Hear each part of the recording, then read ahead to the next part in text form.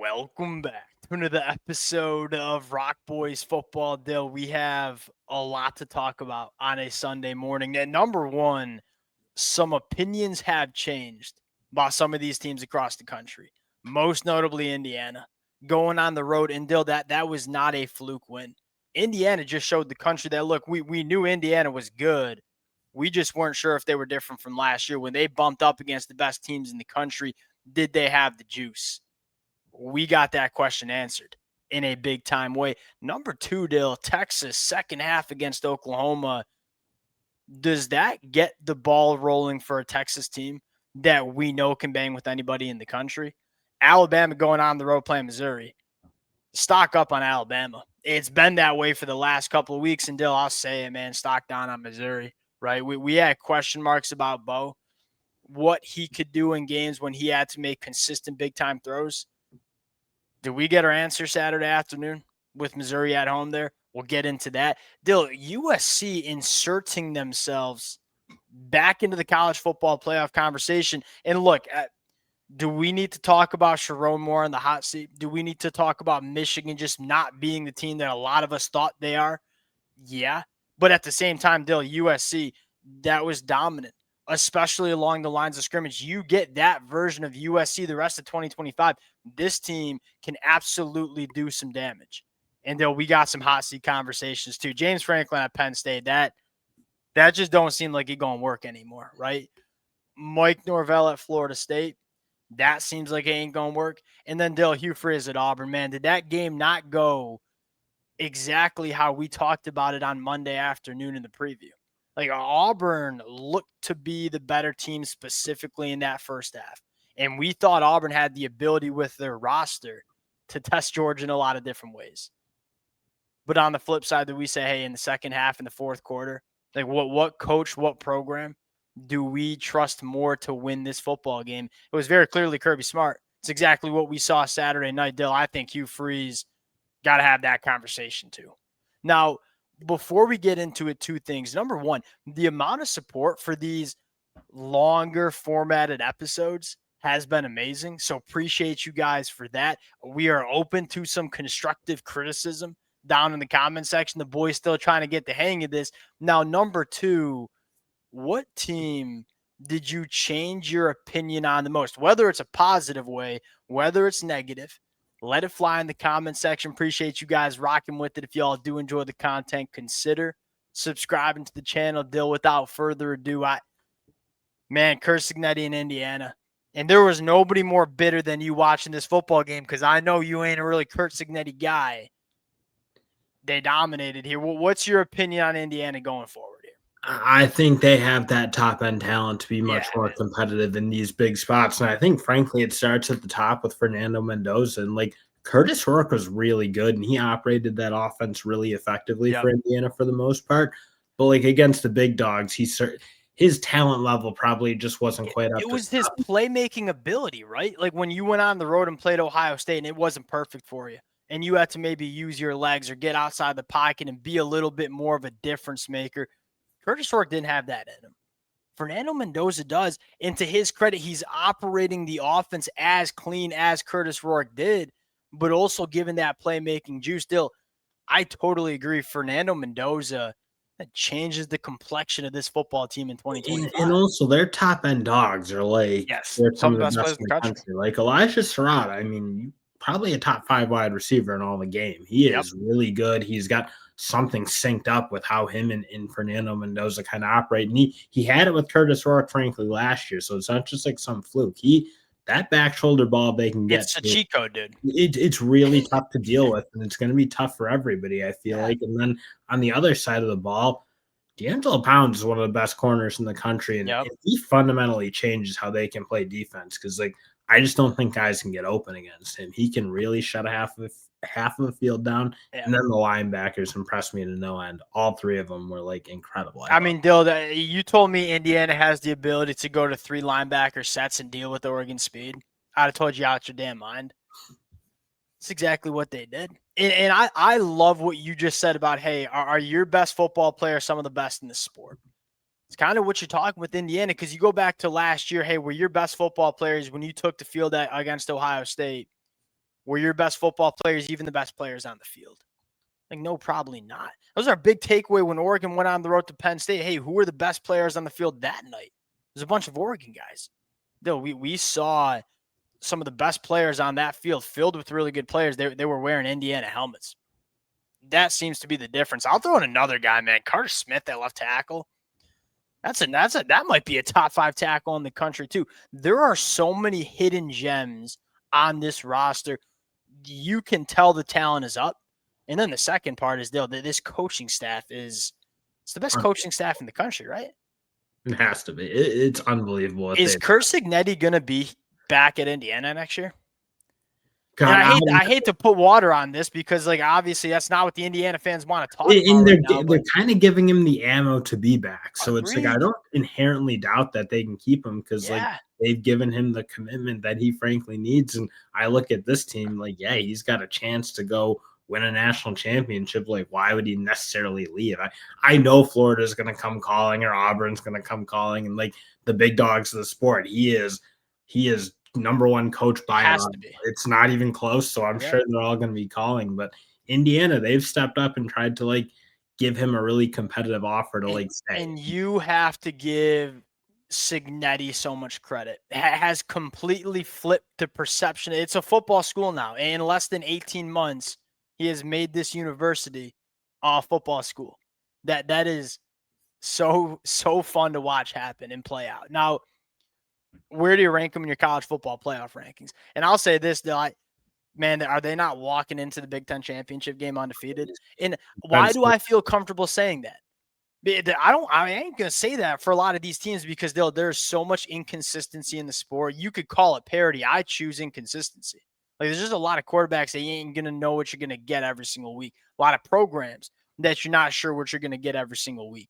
For Indiana, like, this team just historically, under Coach Cignetti, have not lost the games they're not supposed to lose. I think they will walk into the Big Ten championship game on the road at Penn State. Ain't scaring me no more.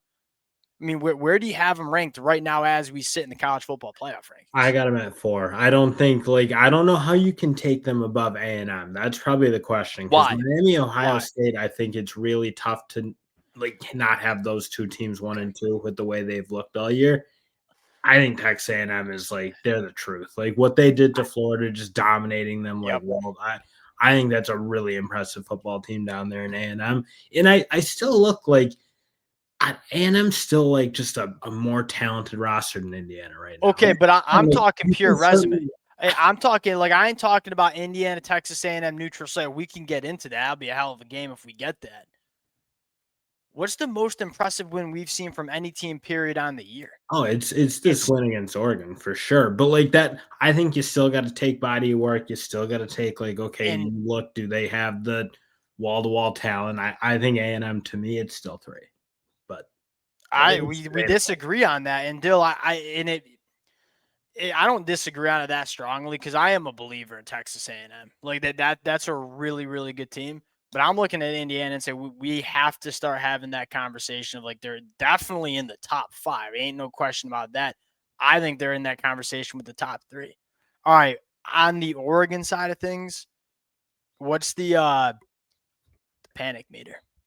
No panic meter. I mean, like Dante Moore didn't play good enough, like flat out. That's probably where it really starts for this Oregon team. And a lot of that certainly has something to do with Indiana and the way they can challenge Oregon and how athletic that defense is. But he just simply needs to play better. And he's been really good all year. So it's not like I'm looking at him like Arch Manning, where it's like, well, you haven't seen a ton of sample size of good play. So you like, I don't think we're grasping at saying Dante Moore is a good quarterback. He's got to play better for this Oregon team if they're going to win these type of games. Yeah, really weird to see them come out of the bye week so seemingly unprepared and just didn't have a real good script and plan of what they wanted to do on offense. But I am with you. That they couldn't get to the run game and just establish it and lean on it because it felt like at times they were running the ball pretty well in that game and then they'd get away from it. And little bit of an identity crisis for Oregon in that one. Like not really sure how what kind of team they wanted to be. Not sure how they wanted to win that game. I think that's really fair to say. All right, Texas, Oklahoma. Let's flip it. Dill, if you need to timestamp it. Texas in the second half. I still need to see more. I want to start with that. I am intrigued, right? And what intrigues me the most is we all know the talent level on this football team. You just haven't seen it. And it started with the quarterback, Arch Manning, who did 21 of 27 for $166 and a touchdown. Now, that's not going to jump out the page there. That is one of the best defenses in the country in Oklahoma. In that second half of football, like they get that from him because you saw the playmaking, you saw him running the ball pretty well. You didn't see the like bad mistakes. They get that from him. Yeah, this team is going to be a problem for team because that was like by far the best he's played all year in like big moments. Like I'm not talking like I don't care what he did against Sam Houston State. No, agreed. In that type of game against that type of defense, that second half was good enough for Texas to go win national. So are we ready to start having that, Texas college football playoff conversation or no? I'm not like quite ready because I need more than a half of football. And frankly, that's all we kind of have to go off because like Florida, wall to wall, pretty bad. Ohio State, wall to wall, pretty bad. First half of this game, also pretty bad. I think I still need to see more, but at least now you kind of have like the life, if you will. Like, okay, well, it's in there. They definitely have it. He has that ability to go play that way. It gives them life, but no, I'm not like jumping on the bandwagon being like, oh, that's they got to be perfect. I don't think they get in with their maybe. No, they need to be. You're right. They need they can be 9-3. All right, now the other conversation here is John Mateer, Oklahoma.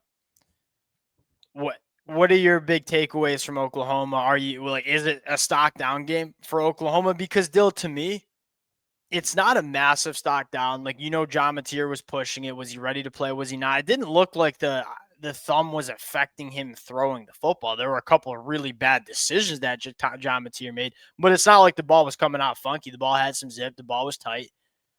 I'll say this, and this is, I'm kind of interested to hear your take. I'm now going back because of this result where you kind of just got smoked in the second half, looked like a non-competitive team.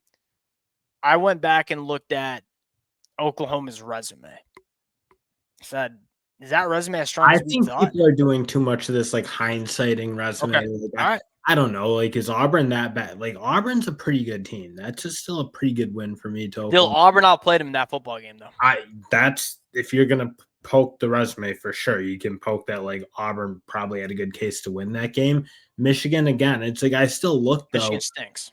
Michigan's not very good. But I still look at like the way Oklahoma looked in those games. Yeah, and like I know there's really good players on that defense. I know it's still a really good unit. I think we all know that it's not a great offense. It's much better than it was last year. John Mateer gives them a lot, but like we know that like teams that can't run the football with their running backs, it's really, really hard to be a really good offense. That offensive line, especially when Simmons went down, was a real problem. Like way too many penalties for that Oklahoma team. You're right. Like Oklahoma, though, those aren't new things. I think we all kind of knew those. I think Texas had the talent to expose it a little bit more than maybe some of the other teams. Oklahoma, to me, it's still a team that can win national championship because that defense is still really, really good. I might pump the brakes on the national championship because there are other teams that I put in that top tier that I don't know if I'm going to put Oklahoma in that. Oh, but I don't think we have been putting. I don't think most people do think of Oklahoma on the Ohio State, Miami kind of playing field. Like they are a notch below that team. I think that's still where they kind of sit because they're. And I look at it, Dill, and say you have such a glaring flaw of the lack of ability to run the football, right? Now you're going on the road to South Carolina next weekend. And look, South Carolina is a bad football team. And I don't know if South Carolina will score a point in that one.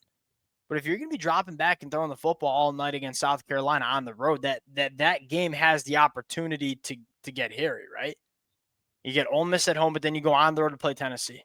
And then you go on the road to play Alabama. And then you play Missouri. And I'll say this about Missouri. Missouri can stop the run, get after the passer. And so I'm looking at it, and I just question the level of consistency that I'm going to get from this football team every single week if you can't run the football worth a damn. And then you're extremely banged up on the offensive line as well. I just feel like we're gonna have to lean on John Mateer to play a lot of hero ball.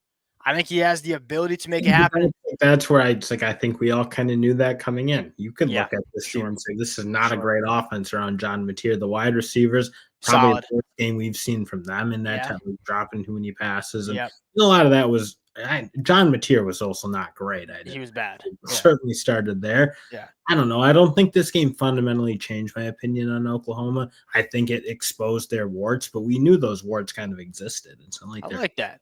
Expose the warts. All right. Bama on the road playing Missouri. Stock up. That's a sick team. Alabama is good. Like, really good. Ty Simpson is the best quarterback in the SEC. Right? Is that I don't even know if that's like, can you argue that? What quarterback you taking over John Mateer, or excuse me, Ty Simpson? If you put John Mateer in Alabama's system, I think John Mateer would be really good. Like, because he does have some really good players around him. That wide receiver. I think. See, I agree with that, but man, the level of high level throws that Ty Simpson is making. And I think that came off as like sounding like me being a hater on Ty Simpson. He has a great argument for being the best quarterback in the SEC. He's right up there with anyone in the country, frankly, because you said it like that. That throw to Lottie Brooks on that 4th down, like that put my jaw on the floor. I was like, holy moly, that's like a huge spot, huge play. You are starting to see the moxie from this kid a little bit, Dale. Right. And even when he had that strip sack and, Alabama was kind of controlling that game, I believe they were up 7. He gets sacked, fumbles, Missouri scores, ties the game. And you saw Ty Simpson go out and battle back there.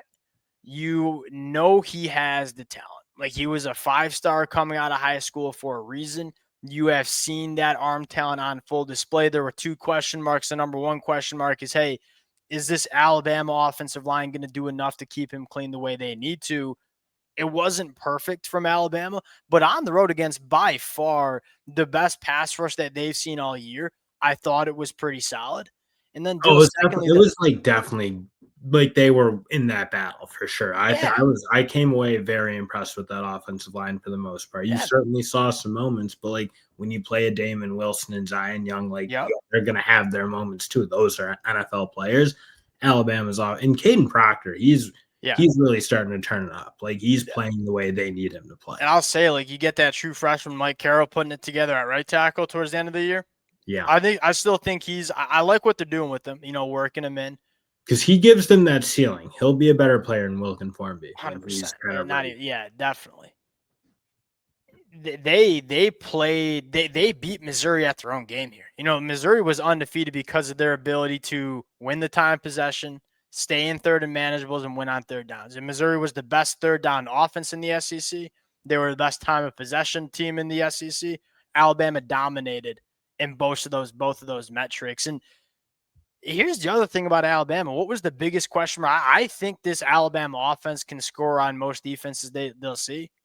What was the biggest question we had about Alabama? Was that front 7 level of difference making. One, they did an exceptional job tackling Ahmad Hardy, who is the hardest person to tackle in the SEC right now. Number 2, LT Overton, man. Jan's up here starting to get going. You saw a little bit from Keon Keeley, too. London Simmons is a ball player. He is a really, really good true freshman. Like, put him in your notebook for the future, because he to me is that guy who's getting a little bit more disruptive and getting into the backfield and just like making it hard to run that like system that Missouri's running. Like, they need him to be that type of player. That front 7 is starting to get a little bit more bite to it, right? And that was something we talked about with Alabama and Georgia. Like, hey, what's the concerns you have for both of these ball clubs? Do they have that front 7 that we're used to seeing from these 2 programs? The answer was no to start the year. I still think you have question marks about Georgia's. Alabama's starting to get going a little bit, starting to get some negative plays, having a little bit of bite. And Dejon Lee in the back end. This is talk about a team that can get better as the season goes on. Like, Ty Simpson's still a first-year starter, Dill. They're trotting out a true freshman at right tackle at times. Dejon Lee's a true freshman in the back end. They're still a young team that I think can get better as the season goes on, too. To Missouri, it's stocked. It has to be stocked down. And that's not the question is, does Bo have it? Like, he really did not impress me. It just doesn't look like he can, like, sit in the pocket and make throws. When that rushing attack isn't really humming, can he step in and be the safety blanket. And they need that. You need that from if you're going to be a championship team, you need that level of quarterback, and that really unimpressive game from Bo Prabula.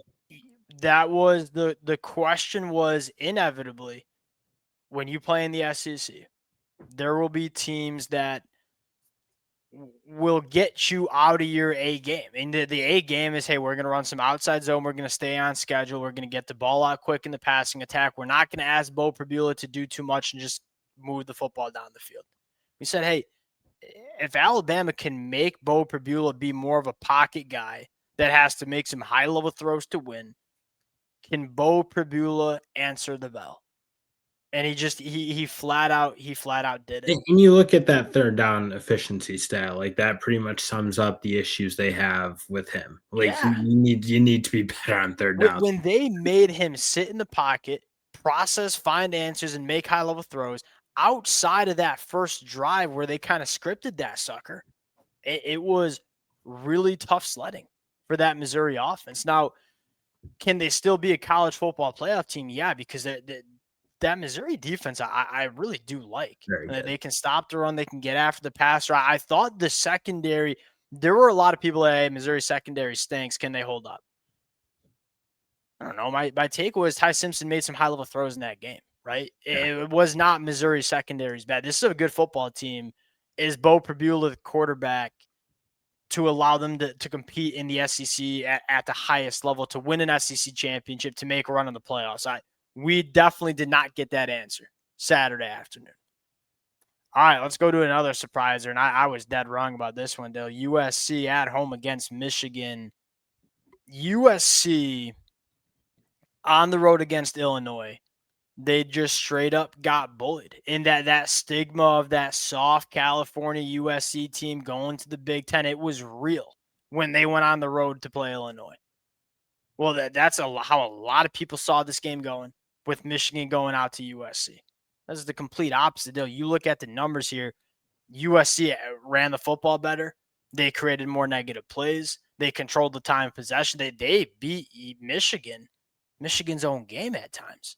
And Dill, the thing that stood out to me is, I mean, they won the battle at the lines of scrimmage. They have a quarterback. He's one of the best quarterbacks in the country. They have one of, if not the best wide receiver in the country. This USC team, all right, I guess, sorry, I was talking a little long there. I'll put you on the like the offense, my opinion didn't change much on the offense. Like, you know how good this offense is, and they're still down their starting left tackle and really making it happen, playing really well.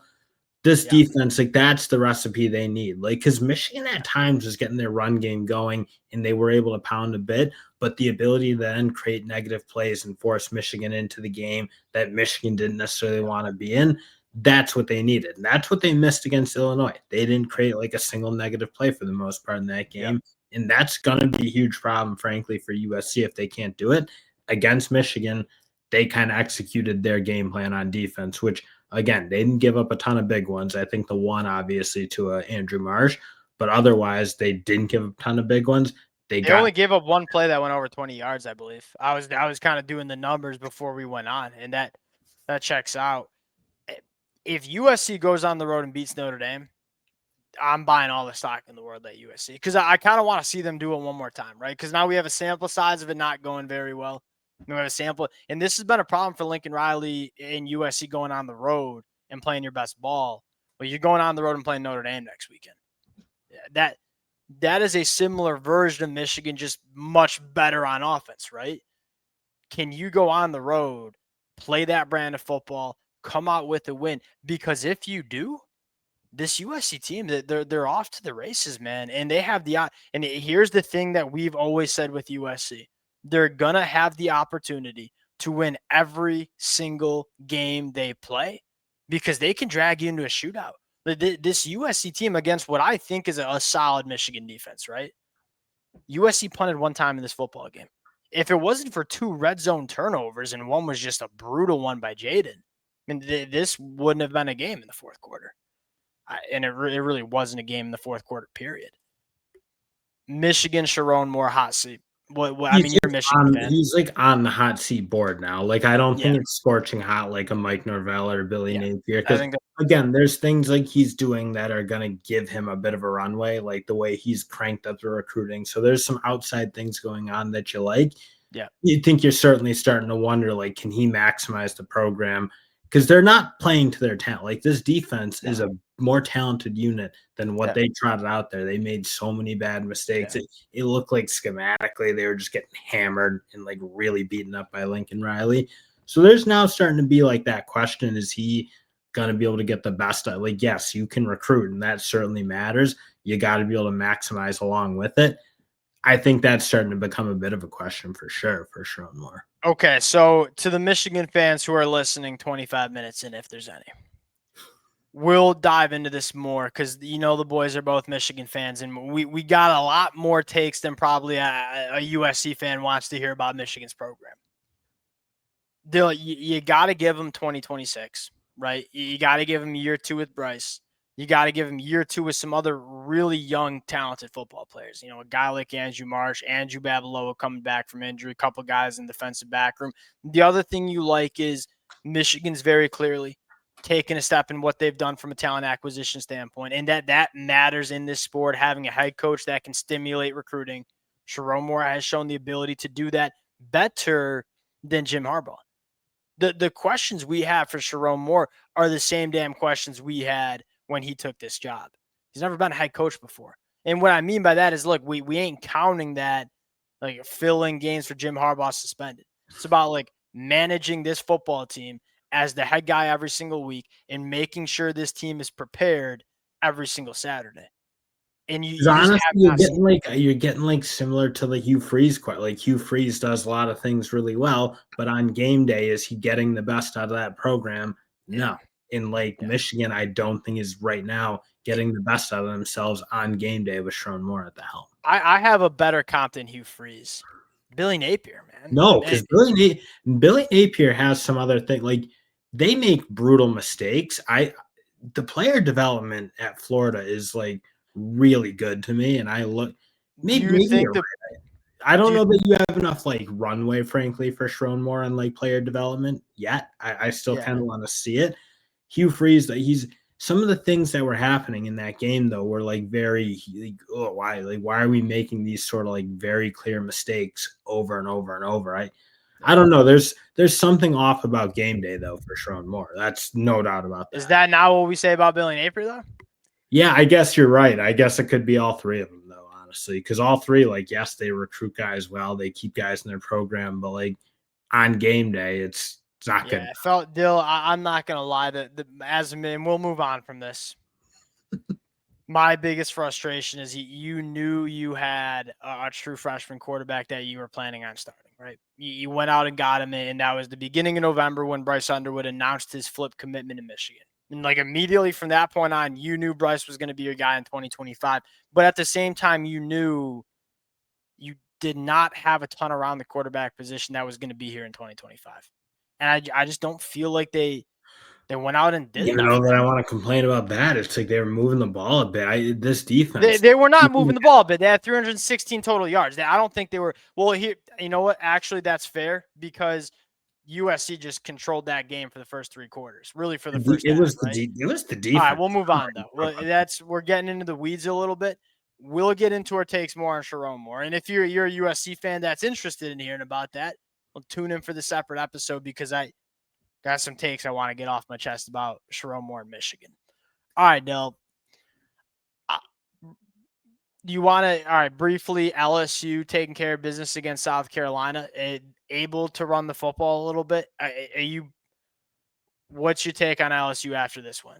Like, they're still kind of in the playoff mix. I think, again, like, you probably need to see a bit more from that offense to be a believer in like championship level. But this is, I mean, it's a really good defense. And it doesn't matter about like what they do against South Carolina. That's a horrible, horrible offense. But that offense did enough, frankly, to me. You saw some explosives.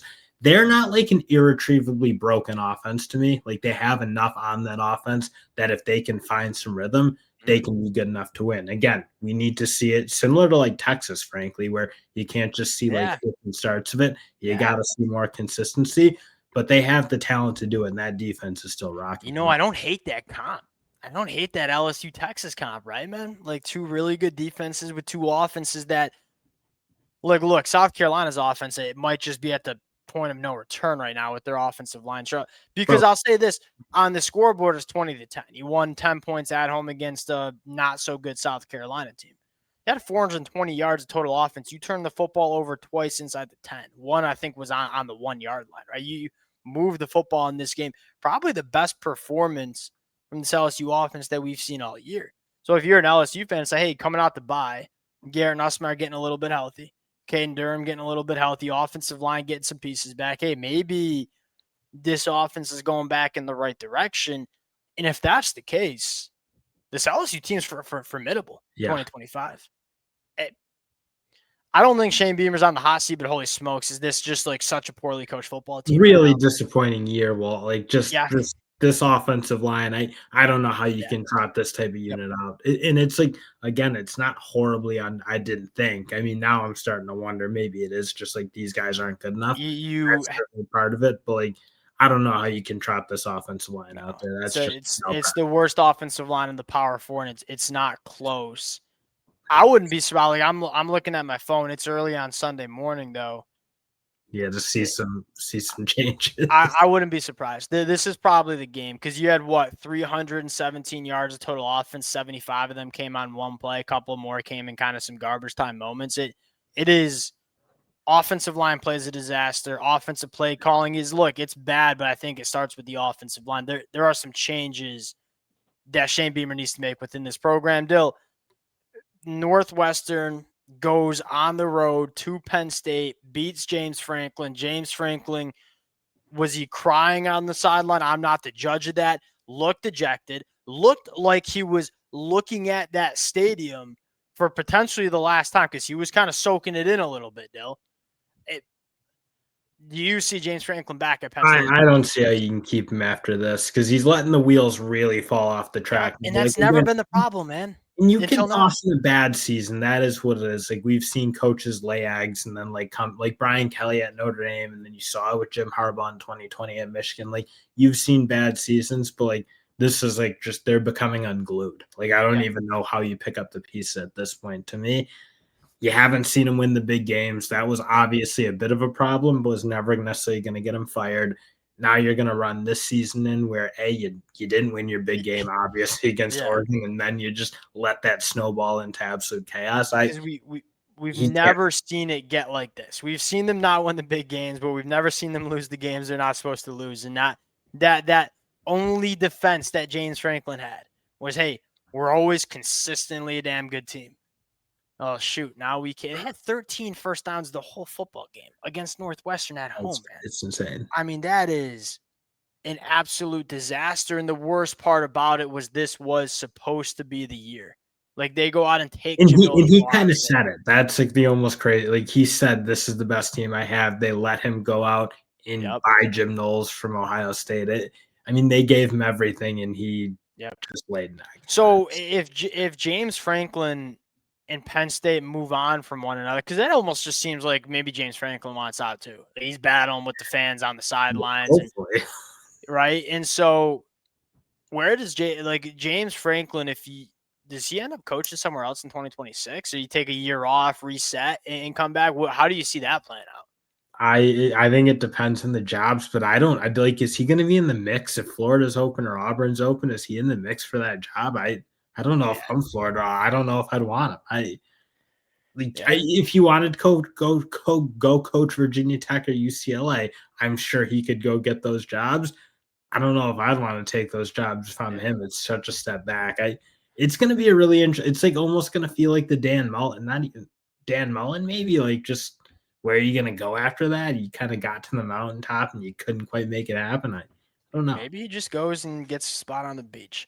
All right, Dill. Pitt goes on the road as 10.5-point dogs, beats Florida State outright. Tony White's defense is an absolute disaster right now. Mike Norvell, is he back at Florida State in 2026? I thought the Bama game had a little bit of momentum, had him rolling, and me too. I don't know. He's letting it come unglued a little bit. Like Pitt's just not a team that you can lose to, especially after losing to Virginia. Like, yeah, the Miami one I can live with if I'm a FSU fan. Yep. You knew you had some progress to build back. At this point, I don't know how you can keep him. Probably like he's gonna throw another year in that's really really below standard, like way too far below standard. And then you start looking at, well, what's it even going to look like in 2026? You have to replace the whole entire offensive line, right?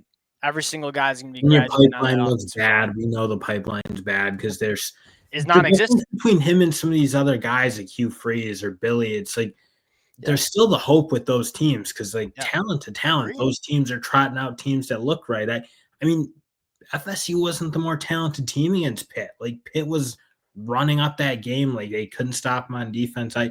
I don't know, Mike Norvell, like yeah, Dill, I saw a Florida State fan put something perfect in the comment section. Like, what was the big thing that went wrong with Mike Norvell? And it's like, all right, when things are going well, he can capitalize and really ride the momentum like he did in 2023. But there's one fatal flaw, and that is he's never worked under a Kirby Smart or a Nick Saban. And think about all the elite head coaches that we see in the sport right now. They've all pretty much come from Nick Saban, right? Which is an absolutely insane storyline that we don't talk enough about, but it's like the Nick Saban tree through and through, right? And so what I mean by that is all of them have experienced what it looks like to run an elite program at an elite level, and that means talent acquisition. That means building the pipeline. Mike Norvell never did that, man. He went from Tulsa to Arizona State. I think he spent a year at Pitt, then to Memphis, and then to Florida. He never worked under that kind of program. And then he got given the keys to a program like Florida State that is expected to compete for national championships every single year. You can tell, I don't know if Mike Norvell's that bad of a ball coach, but as a program manager, building this program the right way. Operationally, this team's broken. Like you don't go 2-10 if you're not totally broken at some point. And frankly, they're not really getting the train back on the tracks right now. I know they beat Alabama, but it's looking like that might be the only like decent win at this point. And it's disappointing because I really did think this team was pretty legit, right? I thought they nailed their coordinator, and I still think they nailed it with Gus Malzahn. I do not think this Florida State offense is even close to being the problem here.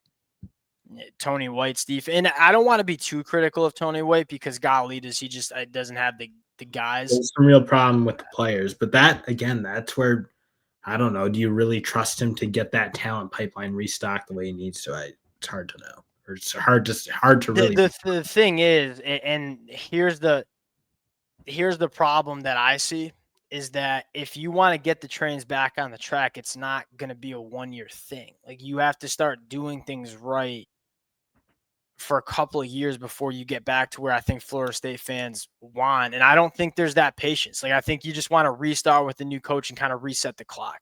Right? Because I don't think a lot of Florida State fans have the patience with Mike Norvell. That'd be a good point. It's like, at this point, it's not like Mike Norvell has a system that you love. It's like he needs a restart. Even if he does, because you are starting to see him maybe kind of change that. We brought in a brand new staff, they're recruiting all right, but it's certainly not making this team immediately better in 2025. I don't even know if it matters that much in 2026.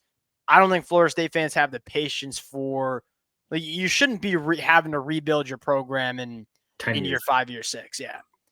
All right. Last one, Hugh Freeze at Georgia. This one it feels so similar to Billy Napier, man. Because I just feel at the end of the day. I mean, it's frustrating because you see the team. You felt like they were the better team in that game, and they just didn't make it happen. Felt like they had a better roster than Georgia. Yeah, right. 100%. And here's the thing: is you pushed your chips in for Jackson Arnold, and I'm not putting the. I'll put a fair amount of the blame at. Yeah. He needs to be a much better identifier of quarterbacks because the past two he's had are just holding this team back. Like very clearly, I think. I would agree. And I would if I'm Hugh Freeze, like you got to start the freshman now. What happened if Auburn got Fernando Mendoza? I wouldn't even want to think about it. Or go look at a bunch of the transfer quarterbacks. I mean, like Carson Beck at Miami or John Mateer at Oklahoma. obviously Mendoza at Indiana. You could just look in the SEC like Bo Prabula. He might be giving this Auburn team a better chance to win games, and that might be pushed. That's fair. That one might be pushing it. Trinidad Chambliss. I guess I'm making a joke, but it's just when you miss on the quarterback position that the way you do. And then here's the other thing, and we'll finish out this episode. But I'm gonna rant for a second. What in the hell was that halftime interview that he gave? Where he was like halftime interview crying about calls. Like, we should be up a lot more than that. We're getting screwed out here. It's like you can voice your displeasure at the refs, and we saw you doing that on the sideline. But at the end of the day, you're at home. You're going into the locker room. You're up 7 on Georgia. And that's how you're going to – because I guarantee you that's how he talked to that team in the half. Like, hey, we're just feeling sorry for ourselves. And we go out there in the second half and just non-existent second half. That was loser stuff from Hugh Freeze. Right, I ain't no winner, man. Like I ain't no like competitive winner, but I know when I see a loser, man, and that is just kind of what it felt like from Hugh Freeze. And I like what Hugh Freeze is doing. That's the frustrating part. I love how he's built this roster. This is a roster that is built to compete at the highest level of the SEC, and you saw that last night. But golly, he just doesn't feel like he's got that. Well, he doesn't have it, and he's taken 2 quarterbacks now who definitely do not have it. So that there's like something like, again, to me, the way he saves his job, let Deuce Knight go out there, rip it up, see if he has something. Because if Deuce Knight shows something, this is a team talent-wise next year could be like awesome, like really, really good. I don't see any reason to keep Jackson Arnold out there anymore, though. It's just like it's not close. He's got to do what Billy Napier did last year. Say, all right, we're gonna ride. And we're gonna see if we can get. Billy Napier may have bought himself 2 years. It's hard to say. Like Billy Napier. You want to talk about Billy Napier real quick? Like, what is your one stock up? Texas A&M, continue to buy stock. We've already bought it. Billy Napier at Florida. What the thing with me, man? It's kind of a similar conversation we had with Sharon Moore, where it's like, okay, I don't think Billy Napier's the guy personally, but holy smokes, it's hard. I'm telling you this. I think I figured out how to make this work at Florida. Billy, you have to hire an offensive coordinator. You do not get your job back in 2026 if you do not hire a play caller that's a proven developer of quarterbacks. Because if you get the best out of DJ Lagway and you got Dallas Wilson, Vernell Brown, potentially Eugene Wilson too. They got a couple of this team. Jaden Woods coming off the edge next year. The linebackers. This team, Dill, can be so good in 2026 if you keep the nucleus together. But golly, we need a guy that can get the best out of DJ Lagway, scheme it up. I think you're 100% right. Like almost like what Ryan Day had to go through with Chip Kelly. It just how go big does your ego have to be if you're Billy Napier? And don't use the argument that this is what got you there, because it's not. You are not a great offensive coordinator at any point in your career. It's so because I'm a Billy guy. The Florida fans know that. I wanted to work bad for Billy because it's like really the hard part of college football he has going, and he's just so stubborn about this offensive coordinator thing. It makes my brain like want to explode. But it's a shame. And I like there's a side of me where it's like I don't hate him going down on a sword a little bit. Like, hey, I'm just gonna call the play. Not going down on the sword. He's going down on like but it's like a plastic sword. It's like it's hard. It's a plastic sword. It's crazy. Ryan Day's a good play caller. I'd understand Ryan Day going out on that sort of like mentality. Yeah. Billy Napier's not a good play caller. He has to be like totally deluded to think he's like this offensive wizard. Yeah, you're either extremely arrogant or extremely ignorant. It's one of the two. Both are very, very bad, and both are, quite frankly, maybe going to cost him his job at Florida. All right, we'll pause it there. 45 minutes. Still solid. Hey, appreciate you guys. If you are listening at 44 minutes, that is awesome. We appreciate you guys. And if you are listening at 44 minutes and you haven't subscribed, subscribe to the channel, help the boys out. Appreciate you guys. If y'all do enjoy the content, consider subscribing to the channel. And we'll talk to y'all later. Peace.